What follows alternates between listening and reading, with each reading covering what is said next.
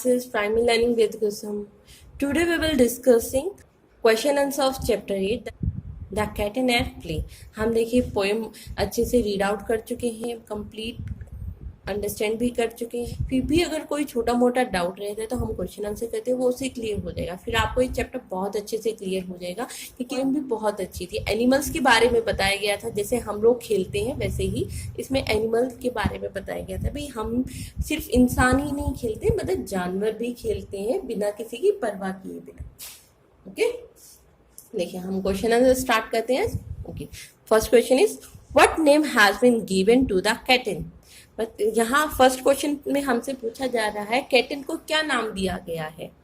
अब याद करो, याद कीजिए आप, जब वो कैटन मतलब जब वो कैटन खेल रही होती है तो उसे कोई फर्क नहीं पड़ता उसे कौन देख रहा होता है. लास्ट लाइन सबसे, तो उसे क्या नाम दिया गया था? टैबी. क्या नाम दिया था उसे? Tabby. Okay, next question is what is the kitten playing with and where. Kitten किसके साथ खेल रही थी इन फर्स्ट स्टेंजा. अब सोचिए फर्स्ट स्टेंजा में ही था ना कैटन खेल रही थी, और कहाँ खेल रही थी? कैटन किसके साथ खेल रही थी? With leaves. जो एल्डर ट्री था उसके साथ उस पे जो एल्डर ट्री था उससे जो पत्तियां गिर रही थी, कैटन उसी के साथ खेल रही थी ना. विद लीव्स कहाँ बैठकर खेल रही थी? ऑन द वॉल, दीवार पर बैठकर खेल रही थी, है ना. Very good. नेक्स्ट क्वेश्चन देखिए, give the adjective use for the leaves. भाई एक एडजेक्टिव का नाम बताना है, एक ऐसा एडजेक्टिव बताना है जो लीव्स मतलब पत्तियों के लिए यूज किया गया है. जो एडजेक्टिव क्या होता है? विशेषता बता रहा है. जो किसकी विशेषता बता रहा है? लीव्स की. एडजेक्टिव क्या कर रहा है? ये जो एडजेक्टिव है ये क्या काम कर रहा है? वो लीव्स की विशेषता बता रहा है. क्या बता रहा है? विशेषता बता रहे. क्या विशेषता बता रहा है? वो उससे क्या बताया? भाई एल्डर ट्री से जो लीव्स गिर रही थी वो कैसी थी? ड्राई लीव्स थी ना, मतलब सूखी पत्तियां. वो ड्राई होना क्या है? वो ड्राई लीव्स की विशेषता है कि पत्तियों के बारे में बताया. पत्तियां कैसी थी? ड्राई, मतलब वो वेदर्ड, मतलब ड्राई सूखी पत्तियां थी.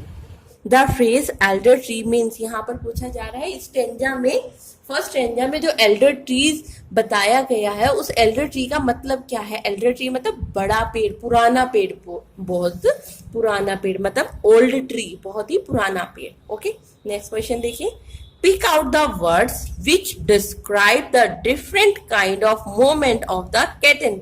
अब यहाँ पूछा गया भाई हमें डिस्क्राइब करना, हमें बताना है डिफरेंट काइंड ऑफ मूवमेंट, अलग अलग मूवमेंट जो कैटन के द्वारा की गई थी. जो कैटन ने उन लीव्स को पकड़ने के लिए जो अलग अलग मूवमेंट्स की थी उनके बारे में हमें बताना है. ओके, देखिए कौन कौन सी मूवमेंट की थी उसने. Starts, crouches, stretches, pause and dots, मतलब उसको किस तरीके से उसको स्टार्ट कर रही थी, पोजीशन में आई. क्राउचेस मतलब उसने पैरों को हाथ और अपनी लेग्स को सिकुड़ कर बैठ गई. फिर एकदम उसने क्या था, पंजे के सहारे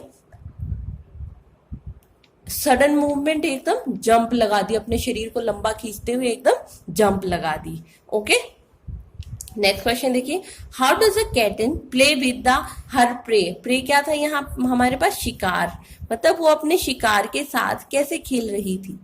सॉरी, यहाँ पर शिकार है, वो अपने शिकार के साथ कैसे खेल रही थी. Run fast, she run fast, जल्द एकदम दौड़कर, and jump on her prey, और उस पर छलांग लगाकर, एकदम तेज से दौड़कर उसके पीछे और एकदम उस पर छलांग लगाकर वो अपने प्रे के साथ खेल रही थी. The kitten has been compare to. जो कैटन थी उस लास्ट स्टेंजा में देखिए कैटन को किसके साथ कंपेयर किया गया था? आर्टिस्ट के साथ कंपेयर किया गया था? नहीं. प्लेयर के साथ कंपेयर किया गया था? नहीं. कॉन्जरर के साथ कंपेयर किया गया था. ये कॉन्जरर क्या था? Indian magician. किसके साथ कंपेयर किया गया था? कॉन्जरर के साथ. कॉन्जरर कौन है? Indian magician. ओके, कि जादूगर जिस तरीके से ग्रेसफुली अपनी आर्ट दिखाता है, वैसे ही कैटन भी उतनी ही ग्रेसफुली, उतनी ही सुंदरता से अपनी आर्ट दिखा रही थी. वो चाहे खेलने की ही क्यों ना हो, लेकिन वो अपनी जो कला का प्रदर्शन कर रही थी, किसी को देखे बिना कि कौन उसे देख रहा है उसे कोई फर्क नहीं पड़ रहा था. वो अपने काम में मस्त थी, अपनी धुन में मस्त थी. ओके, नेक्स्ट क्वेश्चन देखिए, हु, कौन, do you think is the coming pray of the cation. आपके अकॉर्डिंग जो कमिंग प्रे था मतलब कमिंग, उसके पास जो आने वाला शिकारी था आपके अकॉर्डिंग कौन था? मतलब कैटन के पास जो शिकारी आ रहा था, कैटन जिसका शिकार करने के लिए दाव लगाकर बैठी थी, वो शिकारी कौन था? ए रैट, एक चूहा।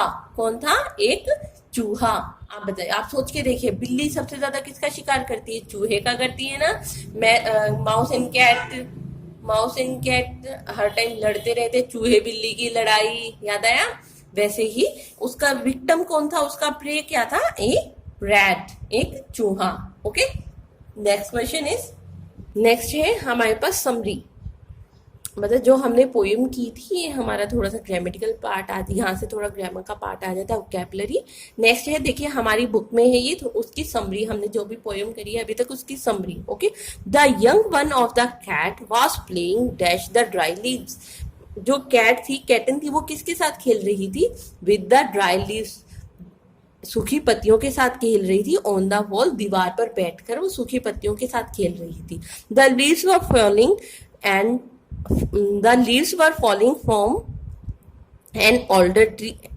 The leaves were falling dash an old big tree. पत्तियां कहाँ से गिर रही थी? From, कहाँ से मतलब एक बहुत बड़े पेड़ से गिरी थी। The leaves were falling from an old big tree. It was a dash morning. कैसी मॉर्निंग थी? ब्राइट, सुंदर मॉर्निंग थी। कैसी मॉर्निंग थी? It was a bright morning. Suddenly she saw a mouse coming. उसने सडनली क्या देखा? एक चूहे को देखा अपनी ओर आते हुए। शी कैच इट, उसने उसको पकड़ा, एंड प्ले विद इट, और उसके साथ खेलने लग गई। Then she caught it again, फिर उसके वो क्या कर रही थी? उसको पकड़ रही थी, उसके साथ खेल रही थी, फिर छोड़ देती, फिर उसको दोबारा पकड़ लेती, उसके साथ खेलना शुरू कर देती, फिर उसे छोड़ देती। शी एंजॉय दिस गेम, वो अपने इस खेल को एंजॉय कर रही थी, उस खेल में मस्त थी, मतलब उस खेल में पूरी तरीके से एंजॉय कर रही थी, वो उस खेल को पूरी तरीके से एंजॉय कर रही थी। She did not care for the people who stood around watching her. उसे कोई फर्क नहीं पड़ रहा था कि कौन आदमी, कौन पीपल, कैसे लोग उसे देख रहे हैं। उसे कोई फर्क नहीं पड़ रहा था कि कोई लोग उसे देख रहा है, यानी चारों तरफ उसके लोग हैं, वो उसे देख रहे हैं। उसे कोई फर्क नहीं पड़ रहा था, वो अपने गेम में बिल्कुल मस्त थी। ठीक है, ये वोकैबुलरी का पार्ट है, अपनी बुक में राइट डाउन कर लेना आप इसे। ठीक है, ओके ओके, आई होप आपको ये कंप्लीट चैप्टर अच्छे से समझ आ गया होगा। अब तो इस चैप्टर में कोई डाउट नहीं रहा होगा। Okay okay, thank you everyone. हम अगली क्लास में मिलते हैं एक नई वीडियो के साथ। Okay, thank you everyone.